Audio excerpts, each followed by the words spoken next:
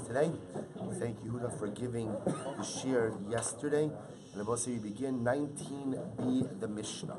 4 lines up from the bottom. Ve'ein osin tachshidin la'avodos kocham. So also we're going to continue a little bit more with some of the halachos concerning what nature of involvement one could have, what we'll call supporting activities for Avoda Zara. So also, it's actually an interesting case. Can you go ahead and we'll discuss more tomorrow, but we'll discuss how this sometimes comes up, where a person might be engaged in a particular business, specifically a manufacturing business, where they manufacture things that may be used for Avoda Zara. So here the Mishnah says a person cannot make jewelry for Avodas Kochavim. Katlos is literally like chokers, nizamim, tabos, earrings or rings. Rabbi Eliezer Omer b'schar muter. So we'll say this is a very dramatic statement. Rabbi Eliezer says, but if you make money off it, it's okay. And we'll say, now I want to be clear. The Bach changes this. If you look at the Bach, the Agos HaBach, so I think in most Gemaras probably the Bach is on the left-hand column, where you see the little aleph. But Mishnah Rabbi Eliezer Omer schara muter. The Bach changes this, and the Bach says that if one did go ahead and manufacture some type of jewelry for Avoda Zara, it is usher to do so. But if one did so, the revenue which one gained will be mutter. Rabbi Eliezer does not mean to say that if you're making a profit off it, it is mutter. He's saying ex post facto. If you did it, ultimately again you could keep the revenue. So again, we'll discuss this in greater depth. Both sides. This comes into a very dramatic and riveting conversation. You cannot sell, this is from an Eretz Yisrael, you can't sell an akum, anything which is attached to the ground, which I will say is part of the general prohibition that we'll discuss of selling land in Eretz Yisrael to non-Jews. Can't sell land to an akum. Aval mocherhu mishiyikotz. But ultimately, again, you could sell him detached property. So, for example, what the Mishnah is saying is, I can't sell an akum, a tree in Eretz Yisrael, when it's attached to the ground, but I can sell him a detached tree. I can sell him a felled tree. I can sell him the wood, but I can't sell him anything that's attached to the ground. Rabbi Yehuda Omer, mocherhu amanas lokos. Rabbi Yehuda says, I could sell it to him on the condition that he will later on cut it down. Okay, we'll discuss these shittas in the Gemara. So we'll say the Gemara begins with the discussion of the latter part of the Mishnah. From where do we know this? From where do we know what? From where do we know that you can't sell karka, you can't sell land to a non-Jew, to an akum in Eretz Yisrael? Rabbi Yossi Bar Chanina. Rabbi Yossi Bar Chanina says, well, say, because the pasuk says, lo sichaneim. Pasuk says, lo sichaneim, and how do we darshan that? Lo titein lahem chania bekarka. Do not give them, I will say, chania literally means what? Right, parking spots, right? Meaning, do not give them a foothold. Do not give them a foothold in the land. So herein lies the prohibition to go ahead and sell land to an akum in Eretz Yisrael. Lo sechanim, lo sitein lahem chania bekarka. Don't give them a resting place. Don't give them a parking spot. Don't give them a domicile in Eretz Yisrael. So the Gemara says, 1 second. So 1 second, we use that phrase, lo sechanim, for a different drasha. We'll say, what's the other drasha? The Gemara says, lo sitein lahem chen, which means literally, do not give them favor. We'll say, what does that mean? Take a look at the top Rashi, Chaf Amud Aleph. Lo sitein chen, shelo yomar, kama ovid kochavim ze noah. We'll say, a person should not compliment an ovid kochavim. Person should not say, oh, look how wonderful that Ovid Kochavim is. We'll say, so you'll see, we're going to discuss a couple of these different types of prohibitions, all which are intended to create distances between Jew and Akum. We'll say, again, this of course is the very interesting line that the diaspora Jew, especially, it's not just the diaspora Jew, but especially the diaspora Jew, straddles. This idea on one hand, being part of greater society, and not just being part of greater society, but figuring out a way to actively and positively contribute to greater society, but at the same time creating very clear lines of separation, very, very clear barriers between ourselves and greater society. So we'll see a number of enactments that Chazal made in order to go ahead and create these types of barriers. And I will say, the need for the barriers is self-explanatory. We don't even have to get into that. But this idea, on one hand, we want to be part, we want to contribute. On the other hand, we must always remain clearly separate and distinct. with very clearly drawn separations and barriers. So one of those barriers, the Gemara says, is lo sechanim lo sitem chein. A person shouldn't praise an oved kochavim. Person shouldn't say, "Oh, how wonderful," or "How nice," or "How great that oved kochavim is." Imkain, so the Gemara says, so says here the shaila. We're trying to say that lamaisa lo sechanim meant lo sitem chania bekarka. You can't sell land to a non-Jew to an akum in Eretz Yisrael. Now we're saying 1 second. Lo sechanim is used for lo sitem lemchein. Don't compliment an akum. To which the Gemara says, well, no, that can't be the drasha. Why? Because imkain leimakra lo sichunam. My lo sechanim shma min tarti. So we'll say if that was the case, the Torah could have just said lo sechunam, which would have meant don't compliment the akum. Now that it says lo sechanim, we could learn out. Now that it says lo sechanim, we could learn out both of these concepts from this word. Number one, lo sitel chaniya bekarka. You cannot sell land in Eretz Yisrael to an akum. And number two, don't be overly complimentary to the akum. Both say again, this is not saying don't be nice. This is not saying don't say good morning. This is not saying don't say hello. This is saying ultimately again, don't engage in over complimenting, because those are the types of things that ultimately create connections. I both say it's a very important yesod, which unfortunately, we see the ramifications of this when these boundaries between Jew and akum come down. All types of negative behaviors occur, and therefore again, one must make sure to keep the walls high. We could decorate them nicely. We can make sure that they look, warm and fuzzy. But at the end of the day, they must remain intact. So you must 1 second. Rabbi said there's another drasha. We need lo sechanim to teach us something else, which is lo sitein lahem matana shemor matna shalchinam. Rabbi say you are not permitted to give an akum something for free. You can't give an akum a matna schinam. We'll say it's the same. Why not? What's wrong with giving an akum a matna schinam? So we'll say because what's the issue? Remember again, what happens when somebody gives you a matna schinam? Somebody gives you something for free. So first of all, when somebody gives you something for free, the first thing you say is, "What do you want?" Right? No one gives you anything for free. That's klal gadol. But all right, let's say somebody says it's for free. So let's say at the end of the day, it engenders an incredibly warm feeling. Right at the end of the day, again, somebody gives you a matnas chilim. It's a great, incredible expression of friendship. Therefore, the Gemara says you're not allowed to give an akam a matnas chilim. You can't give an akam a matnas chilim. You can't give him a free gift. Both say this comes up, by the way, in the discussion about giving holiday gifts. Right? Let's say a person has employees giving holiday gifts. So it's interesting. So I brought down in some of the contemporary poskim that since holiday gifts is much more considered to be today, like in the general course of employment, like this is what people do, is they give. So it's not considered to be really a matnas chinam. Right? Interesting aside. So it says the Gemara, Imke lo makra, lo sechinam, my lo sechanim, shmamina kulu.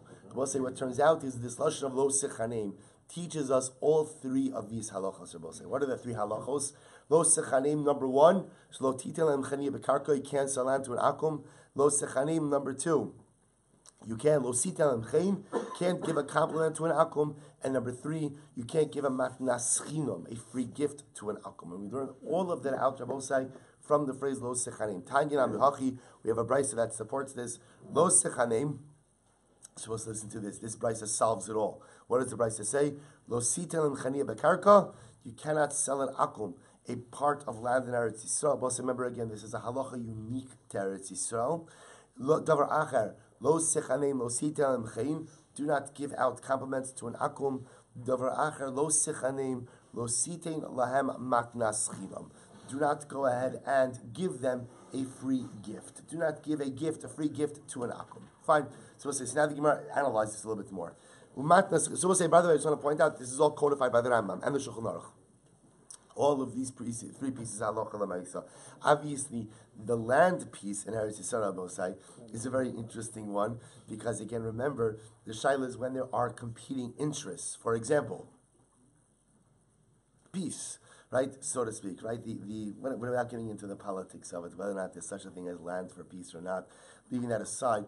But interestingly enough, meaning, is there a violation of the Isur D'Oraisa when, let's say, there is a clear motivation or clear goal for potentially ceding that land? So remember again, the Gemara over here is talking about where there is no greater Am Yisrael goal that is served by giving away this land. Okay, a different discussion. I'm just here to whet your appetite. That's my job. I give you the appetizer, and Emirat Hashem, it's Sunday. You're going to spend the rest of the day finding the main course.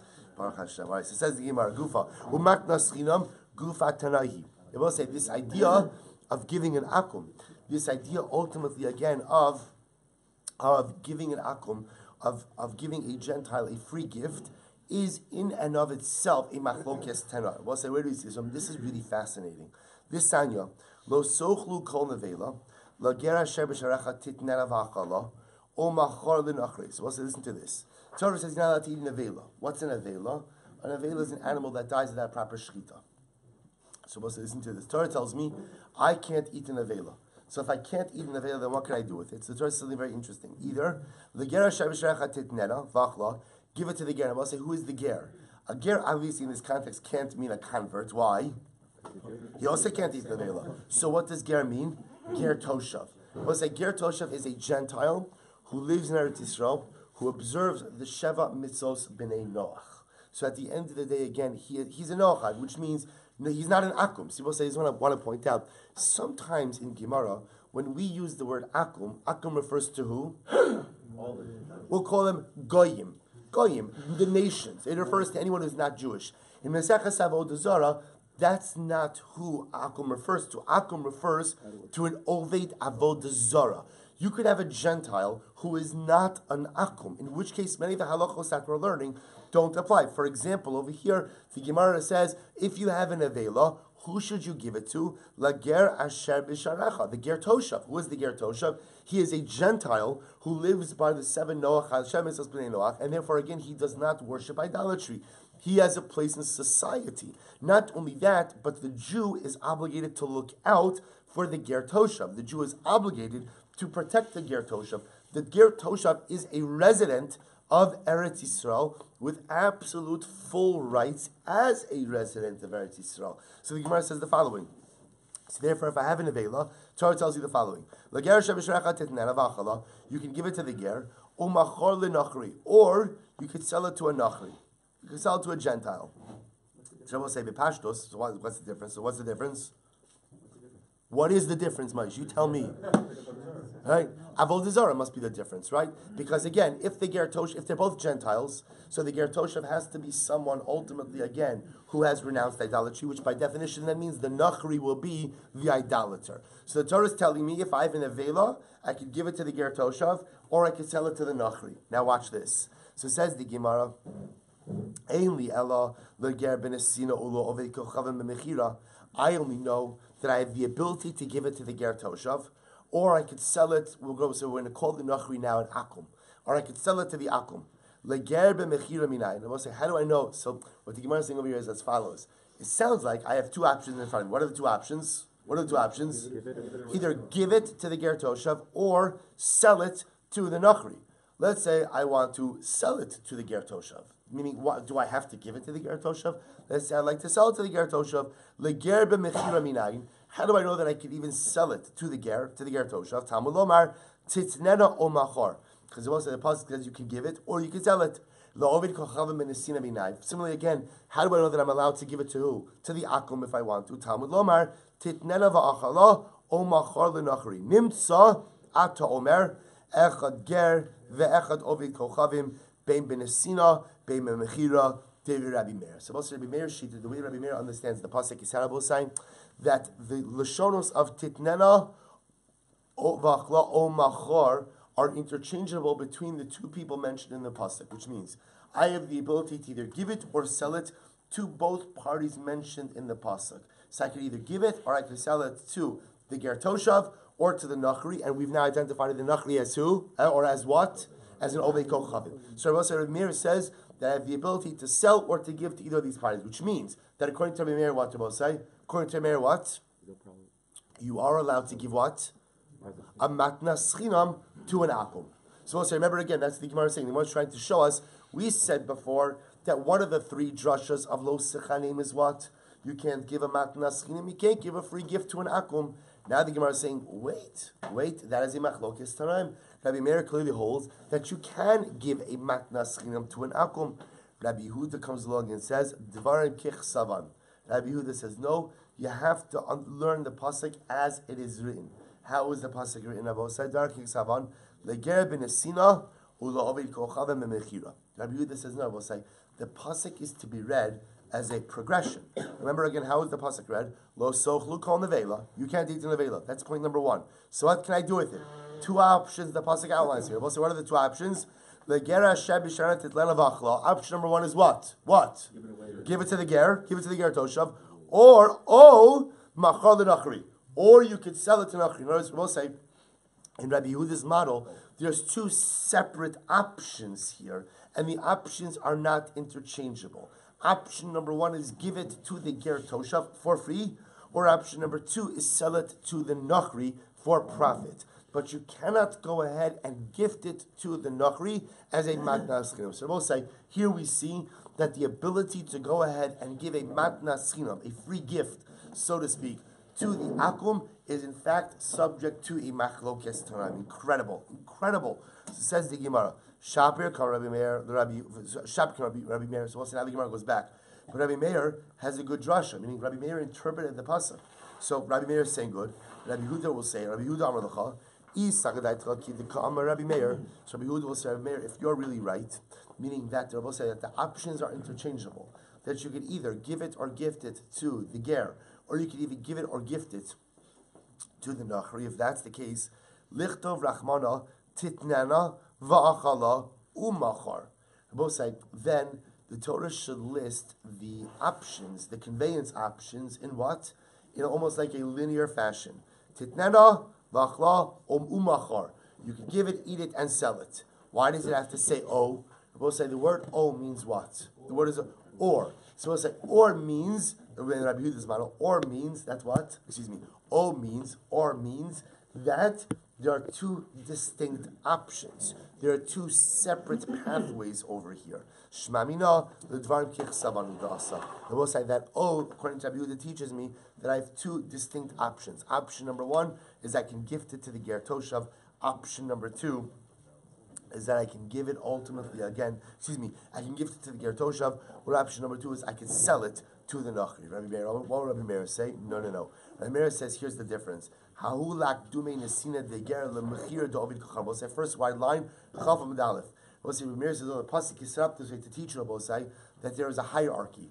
That when faced with these two options, it is better to gift it to the ger toshav than it is to sell it to the nachri.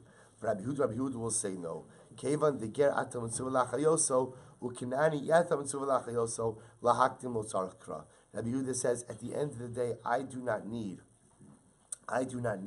the pasuk to teach me that it is better to give to the ger than it is to sell it to the akum. I'll say for one simple reason, which is that at the end of the day, I have a mitzvah as a Jew to help support the ger toshav.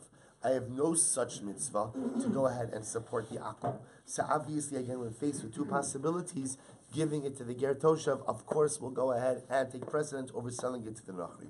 So we'll say, so bottom line, how do we paskin? So first of all, again, we paskin like Rabbi Yehuda, we'll say. And therefore, again, first of all, in the nevela case, if I have a nevela, I have two options at my disposal. What are the two options? Possibility number one, I will say, is what? Give it to the ger toshav as a matnas chinam, or sell it to the akum. Do I have the right to give it as a matnas chinam to the akum? The halacha is no. Why? Because we're going back to the beginning of the sugya, we paskin like all three interpretations of lo sichanim. Number one, lo sitem mechaniya b'karka. You cannot go ahead and give the akum. Can't sell a piece of right soil to the akum. Number two, you can't give compliments to the akum. And number three, you can't give a matnas chinam to the akum. Good, Rabbi, that's how we paskin all those counts. Let's go back there. Davar acher, lo sichanim. Lo sitel mechin. So let's go back there. So remember again, so drasha number two, Rabbi, was that you can't go ahead, lo sitel mechin, which means what? You cannot go ahead, Rabbi, and give out a compliment to the akum. So what does this mean? Misayele l'rav do amarav asr lo adam shiyomar kama na avodas kol chavim zu. Now this is an interesting statement. This seems to support Rav. Rav says you can't say, "Wow, that idolatrous woman is very beautiful." So the Gemara says, okay, let's analyze this a bit. So the Gemara says, Meisvei, Gemara raises the kasha. Listen to this. Meiser Reb Shimon Gamliel Shaya Al Gabi Mala Baharabayis. Let's listen to this. Reb Shimon Gamliel was once Shaya Al Gabi Mala Baharabayis. He was on a ramp on Harabayis. Svara Ovadas Kochavim Achas Nobi Yoser. And he saw a woman who was an idolater, an idolatrous woman, who was exceptionally beautiful. And he said, Amar, Marabu Ma'asecha Hashem. Very interesting. And I will say, he said, Ribono Shel Olam, Marabu Ma'asecha, how beautiful are your creations. So this was a very beautiful woman. And he praised, how beautiful are your creations, the Chodesh Baruch Hu. Va'af Rabbi Akiva. We'll say, even Rabbi Akiva, Ra Eshes Turnus Rufus. So we'll say, one time Rabbi Akiva saw the wife of Turnus Rufus. Remember again, we'll say this is part of a bigger story. Turnus Rufus was constantly engaging in theological disputes with Rabbi Akiva and was constantly losing. So what happens? He comes home one day very upset. His wife says, what's wrong? Turnus Rufus says, this guy Rabbi Akiva is always giving me problems. She says, well, I could end this very quickly. Give me permission to seduce him. I'll seduce him and he'll lose his spiritual standing. So we'll say, this is the episode. So she comes to seduce Rabbi Akiva. Rabbi Akiva sees her. Rabbi Akiva ra eshes Turnus Rufus harasha. What happens when he saw her? Rak, sachak, ubacha. He spit, he laughed, and he cried. So the Gemara says, so we'll say, so in the full version of the story, she asks him, essentially, what's the matter with you? Right? What are you doing? So he says to her, two of the three things I'll explain to you. The third thing I won't. Here the Gemara explains all three things. Rak, and we'll say he spit because shahai sabba amiti pasrucha. We'll say the spit symbolized the idea that she came, we'll say from a tipa sucha. Tipa sucha means from a putrid drop. Now we'll say that's not unique to her. All of us come from the putrid drop. We'll say it's in Mishnah Perkei Avos. Dai me'ayin basa. Where do you come from? Mitipa sucha. Ultimately, again, man comes from a small drop of semen. So mitipa sucha. So the spit was to represent the putrid drop. Sachak. And we'll say, why did he laugh? We'll say, this is wild. The asida de megaira v'nasivla. And we'll say, the end of the story of Eshes Turnus Rufus is that she converts and she marries Rabbi Akiva. And we'll say, now I'll tell you, this is an amazing exchange. She was so taken by the holiness of Rabbi Akiva. So we'll say, this goes to this yisod of just, there's something about being around great people, that even if they don't say anything, the aura of their Kiddusha rubs off on you. You know, here she comes, the chutzpah and the disgustingness of a woman coming to try to seduce the Gadol Hadar. So what happens? She comes to seduce, excuse me, like Lahavdil, she's seduced, meaning she's seduced by the holiness. She's seduced by the Kiddusha. She sees this man and she's overwhelmed. So she actually, in a full version of this exchange, she says to him, Ma'ani la'asid, is there any hope for someone like me? And Rabbi Akiva says, there's hope for everyone. So she goes off and she converts. So he laughs because he said, that what was going to happen, that ultimately, again, she was going to convert, Tasid the Megaira, the Nasivla, and he was going to marry her.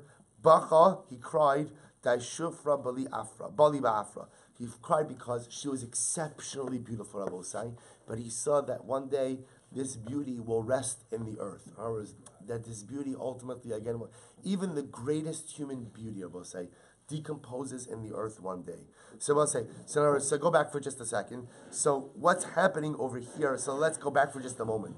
The Gemara seems to be talking about these ideas of men, Jewish men, who are looking at the beauty, ultimately, again, of Gentile women. So we'll say, let's go back for just a moment. So now the real kasha is on the case of Rabbi Shimon Gamliel. Rabbi Shimon Gamliel, again, sees this beautiful avodas kochavim, and he says, Marabu ma'asecha Hashem. But one second, we just got finished saying before that what? That you can't give a compliment to an akum. So how was Rabbi Shimon Gamliel able to say Marabu ma'asecha Hashem? To which the Gemara says, Rav explains it, Aduyi hadi kamoda. He wasn't giving a compliment to Rabbi. What was he doing? What was he doing? He was giving shevach and odah to HaKadosh Baruch Hu. Ribono Shel Olam, you have created such beautiful things in this world. Meaning the Pashtos, she didn't even hear what it is that he said. He was giving hodah, he was giving praise to HaKadosh Baruch Hu about Moshe's creations. So the Gemara says, Damar Mar, listen to this. Haroeh brios tovos. So we'll say, if somebody sees beautiful creations, Omer baruch shekacha bara ba'olamo. We'll say, if somebody sees a beautiful person, you say the bracha of Baruch Shekacha Bara Ba'olamo.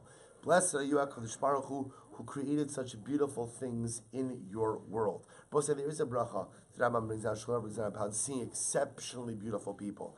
But one second, is it permitted for a man to look at a beautiful woman? Is that permitted to begin with? Simar says Meisvei. The Gemara brings that a brayso. Kavayz akasha. V'nishmarta mikol davara. The pasuk says you shall guard yourself from every bad thing. What does this mean? Shelo yistakil adam bi'ishana. A man should not gaze upon a beautiful woman. Vafilu pinuya, even if she is single. Well, it's not referring to one's own wife. It's referring to another woman. So man should not gaze upon a beautiful woman, even if she's single, or be'esha upon a married woman. Vafilu michuras, even if she's not so beautiful. In other words, you can't gaze at women. You can't gaze at women. We'll say furthermore, you should not gaze at the colored clothing of women. Now, what does this refer to? Rashi says, we'll define this in just a little bit.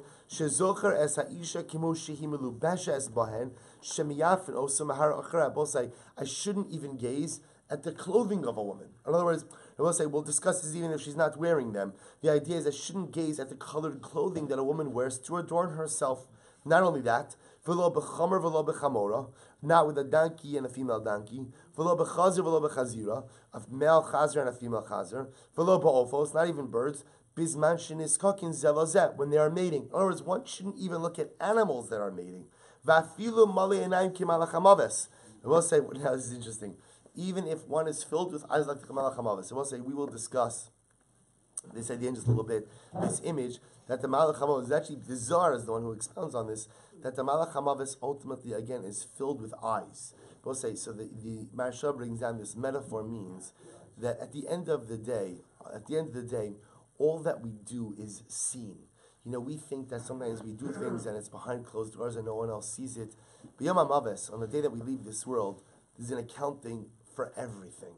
Because everything that we do, public and private, is seen by the Ribono Shel Olam. So this is this idea that the Malach HaMavis is filled with eyes. So I say, what does it mean? Even if a person is like the Malach HaMavis and filled with eyes, which will say means that even if a person is in a situation, I will say sometimes you can't avoid seeing something. So even in that case where I quote unquote can't avoid it, I have to take measures not to see it. So the Gemara says, just pausing over here for just a moment. The Gemara, okay, we'll come back to it. I just want to point out the Gemara started a drasha over here. Which it's gonna end in just a little bit later on Amud Beis. But the idea, the beginning of the drasha is v'nishmarta mikol davara. The Gemara darshans shalo yistakel adam bi'ishana. Shemishtarta mikol davara. Guard yourself from everything that is evil. What means do not gaze upon women. Do not gaze at women. Now we'll discuss what the davara is in just a little bit. The Gemara kind of began the drasha, then it's going to go on a major detour, and then we'll come back. So the Gemara says, by the way, now that we mentioned the Malach HaMavis, so what happens? So the Gemara says, Amr Lava Malach HaMavis. They said about the Malach HaMavis, Shekula Malei Enayim, that he's filled with eyes.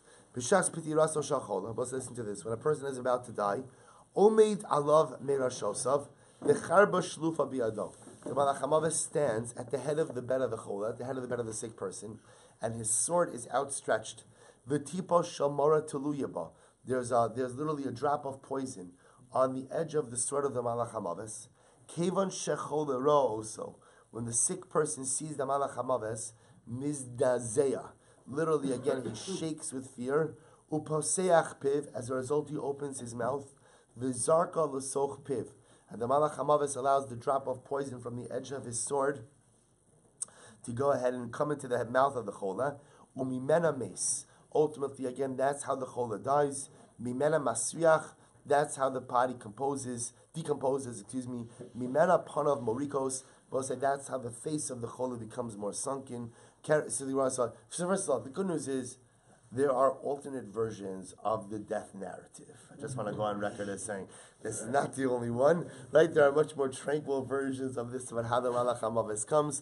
Okay, this is one. So again, but back to our regularly scheduled program. So remember again, what's our issue? Why did we bring down this whole thing? We brought down something because Rabbi Shimon Gamliel is again. So now we'll say he sees this beautiful idolatrous woman. He says, "Marabu Ma'asecha Hashem." So question number one was what?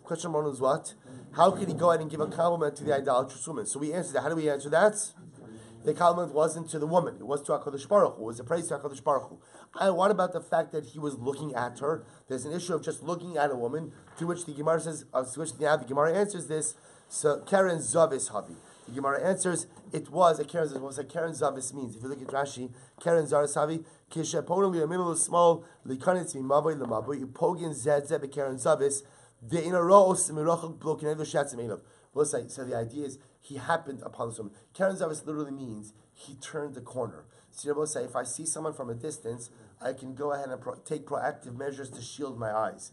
If I'm coming in one direction, someone else is coming from another direction, and again we are separated by a corner, I can't see the other person coming. So we'll say that was the case as the Gemara. Rabbi Shmuel Silber literally came around the corner and saw this woman. The idea is there were no ways for him to take proactive measures to avoid seeing this woman. Therefore, again, once he saw her, and he gave the praise to HaKadosh Baruch Hu for her incredible beauty. So we'll say, let's analyze this. So we'll say, but the major part that we see over here, which is really quite an amazing thing, is that the idea of Shmiras Ha'inayim, of guarding what we look at. See, we often think that Shmiras Ha'inayim, guarding what I look at, is like a midas chasidus. You know, it's a nice thing. I should be careful what I look at. We'll say we begin to see, and we're going to develop this more. The Gemara is saying, no, it's not a midas chasidus. It's a din daraisa. When the pasuk says this is in Dvarim Chav Gimel Yud, v'nishmarta mikol davara, the Gemara darshans shelo yistakel adam bi'isha. A man can't look at women. This is an isur daraisa. I will say it's not a midas chasidus. It's just looking. A person is not doing anything additional. Okay, but we'll expound on this in just a little bit. But we begin to say the notion of istaklos, the notion of looking at inappropriate things, the notion of shmiras hainayim, again, is a din da'oraisa. We'll expound on it a bit more. Says the Gemara, you can't look at the colored clothing of a woman. We'll say, now it goes without saying that you can't look at them while she is wearing them. Why? Because also by definition that falls into the category of gazing upon a woman. The chiddush over here is that even if they're literally hanging on her clothesline, right? Even if the colored garments are hanging on the clothesline, we'll say I still can't look at them, I can't gaze at them. We'll say the idea is why? Because if I know that the clothing belongs to a certain woman, then what? I see them hanging out, I can begin to imagine her wearing them. And that ultimately, again, creates all of the inappropriate thoughts. Amar Papa, we'll say therefore Papa says, this is dafko and what? Dafko and what? When you know who the clothing belongs to, which makes sense, I will say. If this is an idea that I know that the clothing belongs to Zara, so again, I see Sarah's clothing, I know that I know that again, I can imagine her wearing them, and therefore that could create all kinds of impure thoughts. So Amrava, Dekanami, Diktani Veloba, Big Date Seva Isha. Velokatani Veloba, Big Date Sivon and Shmagana. Both say, you could even say this, because what does it say? You're not allowed to look at the colored clothing of a woman, which I will say indicates that what? I know who this clothing belongs to. It doesn't just say stam colored clothing, but rather again colored clothing of the particular woman that I know who it belongs to. Furthermore, I will say it only refers to old clothing. Now, what does old clothing mean?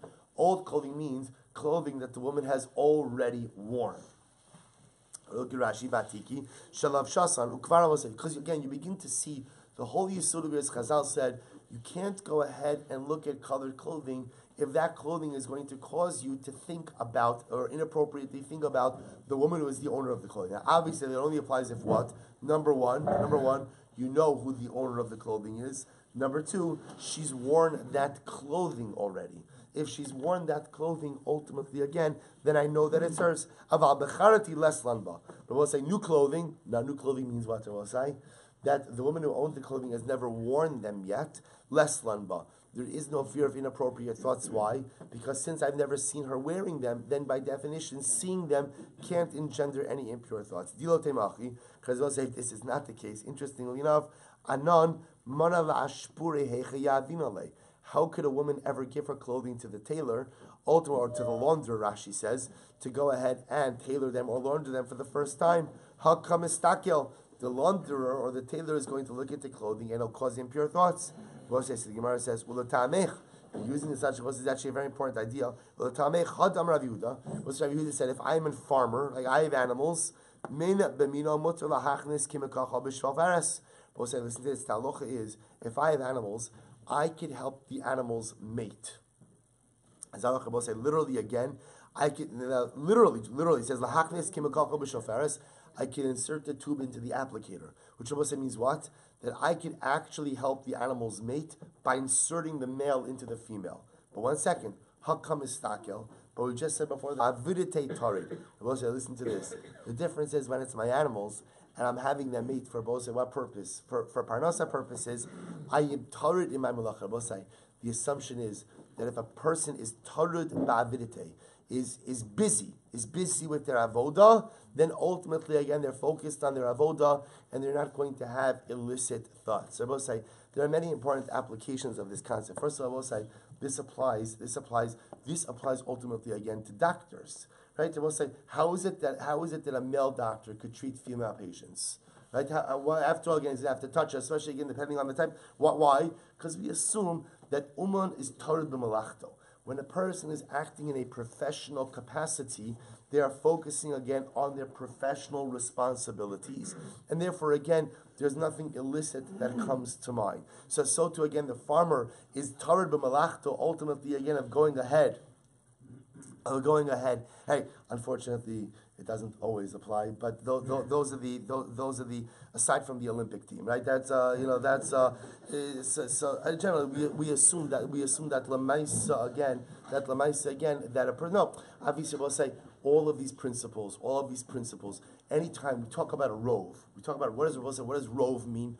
Rove means it's the majority of people. Are you going to have unfortunate outliers? Absolutely. It's true in any area of life. You always have. But again, those are the outliers. It's a miyut. And we'll say not only that, but we assume that the miyut is a miyut shebe miyut. We assume that the majority of people ultimately, we'll say, act in the appropriate way. So therefore, there's this concept of uman tarud bimalachto, of ultimately, again, that lemaisa, when a person is acting in a professional capacity, they are focused on their professionalism, and therefore there are no illicit thoughts. So we'll say, just b'derech hamoser or derech hashkaf, what also tells you something else. We'll say that if a person wants to go ahead and avoid improper thoughts and avoid. So what should they do? We'll say, person should be tarid ba'avidite. We'll say, become tarid in your avodas Hashem. If a person is tarid, if a person focuses on their avodas Hashem, a person focuses on their Torah, a person focuses on their tefillah, that is the greatest antidote sometimes to inappropriate or illicit thoughts. We saw this before. The Gemara brings down that if the Yetzer Hara is trying to go ahead and get me to sin, what should I do? Mashcheu lebeis hamedrash. Bring him into the Beis Hamedrash. We'll say, hachinami ba'avidite tarid. We'll say again, if at the end of the day I am tarid in my avoda, I am focused on my avoda as Hashem, we'll say then ultimately the Sahara doesn't have hold of it. We'll say, I want to tell you, it's an incredible yisod. Sometimes I will say, inevitably, kind of like, I find that often in life, we live a little bit in like a Karen Zavis situation. What does that mean? A person could even be makbid on Shmira saying that. A person could say, you know what? I'm going to try very hard not to look at inappropriate things and to avoid. I will say, but the truth is, you could be driving down the turnpike, right? And again, we live in such a different kind of world where you can't control what advertising is going to be up anywhere. And sometimes, again, you see something that you don't. I'll say, I know this is a firm crowd, so, there's a thing called a smartphone, right? And there's a thing called apps, and some of these apps even have Torah on it. I will say, the most incredible thing is when a person feels the Yitzhara bubbling up inside of them. If a person just takes a second to turn on the Torah app and just learns a pasuk, just learns a Mishnah, just does something to make themselves tarid ba'avidite, I will say, sometimes that is the way to neutralize the Yetzer Hara. Sometimes that is if a person brings themselves at least into the virtual base medrash. Even if I can't physically be there, I will say sometimes that's just the jump start we need to recalibrate in the midst of that Karen Zavis moment. Amar Mar, when we met a mace, so we're jumping back and forth a little bit. We spoke about before that a person dies as a result of that little bit of poison that comes off the end of the sword of the Yetzer Hara. Name a pligi da Avoda Shmuel. Amali malach hamaves. So also listen to this. So Avoda, the father of Shmuel, one time was having a conversation with the malach hamaves. Wow. So what did the malach hamaves say? Ilo dechashina liyikra dibriyasa. If I do not have respect for human beings, Hava parana beisashchita kebehema. I would rip open the throat of a person when they die, like the throat of an animal. Right? Which means, in other words, the Malach says, I would tear people apart like they tear apart animals. To which the say, so what do you see? Duma hayitipa mechatcha lehu l'simanim. Say maybe that little drop of poison, in fact, tears apart the simanim from the inside. Maybe that's how a person dies. So mimena masuyach. So we'll say that little drop of poison is what causes the body to decompose. We'll say ultimately again, this supports the view of Rabbi Chanina bar Kana. Rabbi Chanina bar Kana, Amri Bei Rav, Harotze Shelo Yasuyach Meiso. We'll say if somebody wants ultimately again that a body should not decompose, Yapchenu Apanov.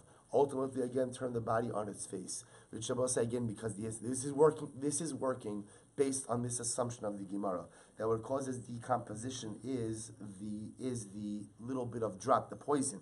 So if the idea is if you turn the mace on its face, the poison doesn't have the ability to enter into the rest of the body. We'll say we don't do this for a variety of other reasons, which we're not going to get into now. Turn abundance. So we'll say we're now back to the other drasha. Remember again, the Gemara started the first part of the drasha. We'll say what we're about to learn now is an incredibly overwhelming and dramatic Gemara. So the Gemara says, we'll say what does it mean? You shall guard yourself from every evil thing. So remember again, what did we learn? We'll say the drasha was shelo yistakel bishana. Person should not look at women. Person shall. I will say obviously what this is talking about is in a lust. So a person has to be careful what they look at, because what I look at or who I look at or how I look at people. Also, we also know that there are different ways that a man could gaze upon a woman. The idea is being the nishmartani called davara. Person has to be careful. Again, shalo yistakel bi'ishana. For the purpose of lustful intentions. So the Gemara says, "Shlo yistakel, shlo yaharer adam bayom." We'll say what it means is a person should not have hirhurim. A person should not have lustful thoughts by day. V'yavo lidei tuma balayla. We'll say because if a person has lustful thoughts by day, what could this lead to? This could lead to ultimately a seminal emission at night. Mikam Rabbi. So we'll say, what is the pasuk saying? What the pasuk was is often we think that looking is harmless. That gazing is harmless, but it's not true. I will say what we look at and how we look at things, or how we look at, I don't mean things as people, I will say.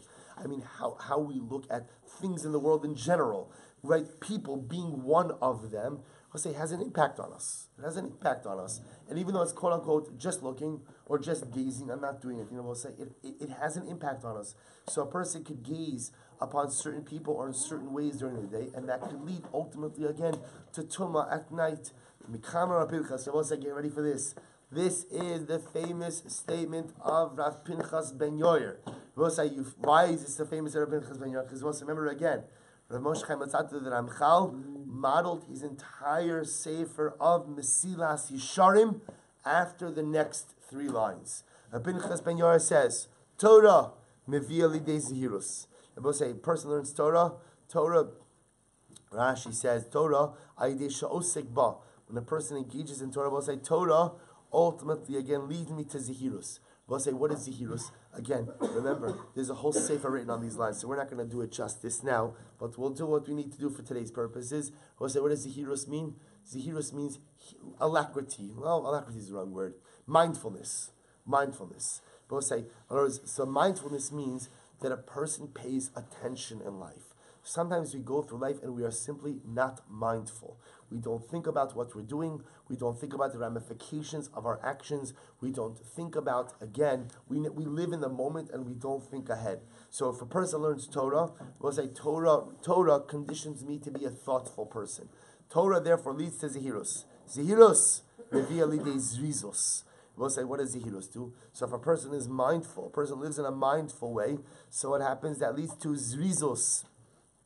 If you look at Rashi says Zrizos is Zoriz v'nishmar kodom lachin shelo tavo avera liyado. We'll say, it's interesting if Rashi phrases this in the negative. He says Zrizos means that a person will have alacrity, a person will act with zeal to avoid the pitfalls of life. See what I'm saying? We often look at Zrizos in the positive way. That Zrizos usually is applied how? Do a mitzvah. Don't just do a Zrizos. Rashi says, there's another Zrizos that a person could be alacritous. I don't know if that's the right word. But alacritous in the avoidance of the pitfalls of life. Don't wait until the pitfalls are at your doorstep, but be zoriz to avoid the pitfalls of life. Zrizus mevia lidei nikius. Both say if a person is zoriz, both in being zoriz to avoid the pitfalls, and of course being zoriz in embracing the opportunities, that leads to nikius. Rabbi actually says, Naki be'in chait. I could avoid sin. If I'm zoriz, Rabbi, to avoid the pitfalls, and zoriz to seize the opportunities, that leads to nikius, to cleanliness from sin. First white line, nikius mevili de precious. Rabbi say, so if a person is clean from sin, that leads to precious. Rabbi say, what's precious? Rabbi say, this is a gift from Rashi, right across. It's mamish right. You don't have to be matriach yourself at all. You just have to move your eyes from right to left, and Rashi will be there waiting for us with open arms. Precious, af midavar hamutar. So what's that? Precious means that a person separates themselves. So you hear the progression. Torah leads to Zehiros, Zehiros leads to Zrizos, Zrizos leads to Nekios. Once I'm naki from sin, that leads to Precious. And what's that? Precious says that I separate myself even from certain things which are mutter. Why? Because I recognize that overindulgence in those things that are mutter could lead me back down the path of sin. Precious mevia lidei tara. What is amazing? The path of Tara is paved with precious. What say? A person has to learn to be mavat. A person has to learn to yield, to give up, even certain things which are permitted, because I recognize that the indulgence on those things is not good for me. Tara mevia lidei chasidus. Ultimately, we'll say Tara leads to piety. Chasidus mevili de anava. We'll say this is amazing. It is only once you are a chassid that you can become humble. Anava miyedeli de yiraschet. So anava, humility brings the fear of sin. Yiraschet mevili de kedusha, and yiraschet we'll say leads to kedusha. Kedusha mevili de ruach hakodesh. Holiness brings one to prophecy. Ruach hakodesh. Ruach hakodesh mevili de tchias hamesim. And I will say, when we get ourselves to the step of Ruach HaKodesh, that ultimately brings Mashiach, Tchias HaMesim. So the Gemara says, V'chasidus gedola mikulan. In reality, Chasidus, I will say, is the greatest trait. Shnei Amar, Az dibarta v'chazon l'chasidecha. Upligit Rabbi Shmuel Levi. When I was saying Rabbi Shmuel Levi, why? Because Rabbi Shmuel Levi says, Rabbi Shmuel Levi, Anava gedola mikulan. He says that Anava, I will say, is greater than anything else. Humility is greater than anything else. Shnei Amar, Ruach Hashem Elokim alai Ya'an Mashach Hashem Osi Lebasar Anavim Lebasar Anavim Chasidim Lo Ne'amar Ela Anavim Halamarata Shanava Gidol Mikol. So we'll say, so in the Pinchas Ben Yair hierarchy, there is a machlokes as to what is the highest level. Is it Chasidus? Is it Anava? Rabbi say, here's the galus from Pinchas Ben Yair. Pinchas Ben Yair gives us the roadmap for spiritual success. And this is what the Ramchal built on. That's why I will say the Ramchal says, listen, I don't need to reinvent the wheel for Sifrei Musar. All I need to do is what? Take the formula that Rabbi Pinchas Ben Yair already codified for us and simply expound upon it. I'll say, speechless. In Mochana, so I'll say back to the Mishnah. So what did we say? We can't sell them the adornments or the accoutrements or the jewelry for their Avoda Zara. Tarno Rabbanon. So I'll say, remember again, we also said that you can't sell the akum, something that is attached to the ground. So now I cannot sell them karka, I also can't sell them anything that is attached to the ground. So Tan Rabbanon, Ma'achran Ilan Amnas Lokotz Vakotz Tivradim. Both sides. So Rabbi Yehuda says, I can sell an akum, I could sell an idolater a tree that is attached to the ground, on the condition that what? That he cuts it down, and indeed he does cut it down. These words are Rabbi Yehuda. Rabbi Meir Omer, Ein Mochran Ela Ketutza. Ramirez says no. We'll say you can only sell them a detached tree. Can't sell them an attached tree, only a detached tree. Shachas. We'll say similar. I can sell an akum shachas. I will say what's shachas? If you look at Rashi, he says tfuas chitin usorin kodem shetemale bezir. So we'll say shachas means like fodder. What it is it's wheat or it's barley that has not yet fully matured. Now we'll say, why would someone buy wheat or barley that hasn't matured? Because we'll say they would cut it down in its immature state for what? For animal feed. So I could sell shachas to an akum that's attached to the ground as long as what? As long as I sell it on the condition that he cuts it down, and indeed he does cut it down. These words are Rabbi Yehuda. Rabbi Meir Omer Ein Mochran Ela Gzuz. Rabbi Meir says no, you can only sell it when it's cut down. Kama was it's only standing wheat. Amnas Liktar V'Kos Rabbi Yehuda. Rabbi Yehuda says I can sell the akum standing wheat on the condition that what? on the condition that he cuts it down, and indeed he cuts it down. These are the words of Rabbi Yehuda and Meir Omer in Mochun Ella Kitzura. No, you can only go ahead and sell it while it's cut down. So both say the Machlokes Rabbi Yehuda and Meir was stated in three cases. Case number one, a tree. Case number two, shachas, the unripened grain. Case number three, the standing grain. The obvious kasha is, why do you need all three? It's all the same case. In all the cases, Rabbi Yehuda says you could sell it on the condition that they cut it down, and indeed they will cut it down. And Rabbi Meir says no, you can only sell it once it's actively been cut down. It's tzricha. I need all three cases.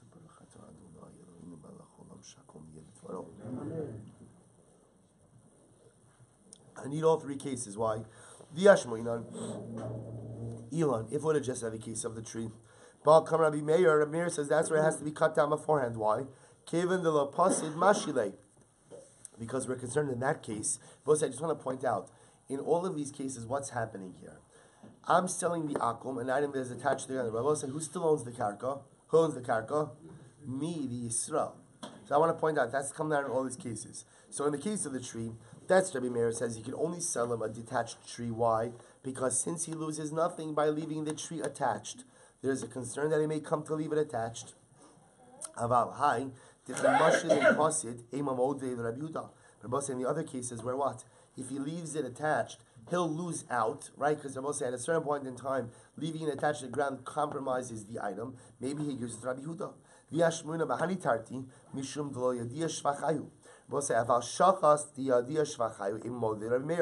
if Avoda just said only the other two cases, those cases where Rabbi Yehuda holds you can leave it attached. But in the case of shachas, Rabbi say, because there's no appreciation by leaving it attached. But in the case of shachas, where what? There is an appreciation if he leaves it attached. Maybe that would be the incentive for the akum to leave it attached. And therefore, again, even Rabbi Yehuda would agree that what? That you cannot go ahead and sell him the attached item. Therefore, and what I just said the third case, that would be the case Rabbi Meir holds like that would be the case where Rabbi Meir holds like Rabbi Meir, we're in his own shita. But in the case maybe he holds like Rabbi Yehuda, therefore tzricha. Therefore, we'll say bottom line halacha l'maisa, we need all of the cases because the cases are dissimilar. So we'll say along these same lines. So we'll say remember again, the way we paskin in the Mishnah, is like Rabbi Yehuda. That Rabbi Yehuda holds, Rabbi say, that you can sell an akum, an item that is attached to the ground, as long as what? You sell it with the condition to what, Rabbi say? To detach it. Now, the chap of this is what? I could enforce the condition. How could I enforce the condition? Sale's not complete. I own the land. Well, so remember again, that's the chap over here. Yes, I am selling something to the akum that is attached to the ground, and I can sell it to him on the condition that he detaches it, and I have the ability to enforce the condition because I own land. Rabbi Yehuda says, that's what you're asking, that such a sale is a valid sale. Now we'll say, now look at this. We'll see where this will end. Oh, let's go back for just a moment. Remember our Behema Gasa days? Remember the Behema Gasa days? Those were good days, right? Behema Gasa days. And we'll say, what do we learn about Behema Gasa? You can't sell the Behema Gasa to an akum. Right? If you got into the whole Shabbos issue, you can't sell Behema Gasa. What about the following case? Mau, I'm sorry, Behema Amanas L'Shchot Mau. We'll say, can I sell an akum, a Behema Gasa, on the condition that what? He shechts it. Or is here what's happening? We just got finished saying that you can't sell karka or mechubel karka to an akum. But yet, what did we just get finished saying? That if I sell the akum, selling it as mechubel karka, amanas what? That he cuts it down, then what? It's good. It's a good sale. So Lamais, again, what about by Behema Gasa? Do we say the same thing over here? Do we say the same thing over here? You have to get a more masculine ringtone. It's like a jewelry box. So again, so now I'll say, so listen to this. So now we say the following. Now I will say, what happens? Can I go ahead and can I sell an akum? Can I sell an akum, a behema gasa, on the condition that what? On the condition that Lamaisi shechts it. So we'll say, same yisod. In other words, I can't sell a behema gasa. Remember, what's the problem with the behema gasa? The problem with the behema gasa is that Allah Lamaisi is going to keep it. He's going to keep it over Shabbos. So can I sell behema gasa with the condition that he's going to shecht it? I will say, obviously, this case only works if what? He's going to shecht it when? Right, imminently. It has to be. Now the Gemara doesn't discuss it because it seems to be implicit in this understanding. It has to be you're shechting it imminently. But can I do that? So Gemara says, let's finish this up. Mau, what's the halacha? Hasam taimamai shar Rabbi Yehuda dilav birshusei kaimi v'lo matzi mashilu. Let's go back. In the case of Rabbi say the tree, the shachas, and the kamo, the reason Rabbi Huda allows this is why? Because the item is not in the akum's reshus. Therefore, at a certain point in time, what could the Jew do? He could cut it down himself. Meaning he has the ability to pull the trigger on the Tanai himself. Aval behema, kevan de bershus edova kochavim kaima, mashila. But see, here's the problem. Once I sell that animal to the akum, it's nice that I sold it with the Tanai, but I will say, what's the problem? I don't control the animal anymore. Meaning the animal is out of my reshus. So maybe even Rabbi Huda will say that in that case the Tanai is not good. Odil maloshna. Or maybe Rabbi will say, maybe the issue over here is as long as I sell it with the Tanai that the animal is going to be shechted, that's enough. I as a Jew, fulfilled my responsibility. Obviously, I can't control what the akum does and what the akum doesn't do, but the mice have done my part. So we'll say, Tashma, the sanyo, behema almanas lishchot v'shochit Rabbi Yehuda. We'll say the halacha is that I can sell a behema gasa on the condition that the animal be shechted and the nachri will shechted Rabbi Yehuda. Rabbi Meir Omer in shochtin in mochron lo el shchuta. We'll say samachlokis Rabbi Yehuda Rabbi Meir. Rabbi Meir says no, you can't sell the living animal even if he promises to shecht it. You can only sell the animal if it's already shechted. Rabbi Yehuda says no, you can sell the animal with the condition that's going to be shechted. How do we paskin? We pass like Rabbi Yehuda on all counts. We pass like Rabbi Yehuda that you could sell a behema gasa to an akum on the condition that it be shechted, even though again there's a possibility what Rabbi say, the nachri may not, but as long as I made the explicit condition that it be shechted, it's okay, and we pass like Rabbi Yehuda. Furthermore, again, Rabbi say, so again, the pieces of halacha l'maisa are as follows. Number one, lo sechanim, you can't give away property in Eretz Yisrael to an akum. Number two, Rabbi say, that applies by the way to karka and to what? And to mechuber the karka. However, again, you can sell to the nachri something that is mechuber al minas, that it will be detached. Number two, you cannot give you cannot give a compliment to an akum. Number three, you cannot give a matnas chinam to an akum. Who can you give a matnas chinam to, Rabbi Say? A ger toshav, because you are mitzvah lahachayoso. Furthermore, again, Rabbi say the next halacha is unishmarta mikol davara. A person is not permitted to go ahead and gaze upon a woman in a lustful way. Because why? Unisharta midavara shal yaharher b'yom shema yavo lidei tuma balayla. Rabbi say that is a din d'oraisa. We saw the spiritual growth plan of Pinchas ben Yair. And Hashem, when we finish Kanamuna, we'll come back to Mesilas Yesharim. And again, I will say Halacha L'Maisa with the Shechita, just kind of closing the loop on the Behema Gasa. Halacha L'Maisa, even though we said you can't sell a Behema Gasa to an Akum, but if you sell a Behema Gasa Almanas Lishchot, such a sale in fact is valid.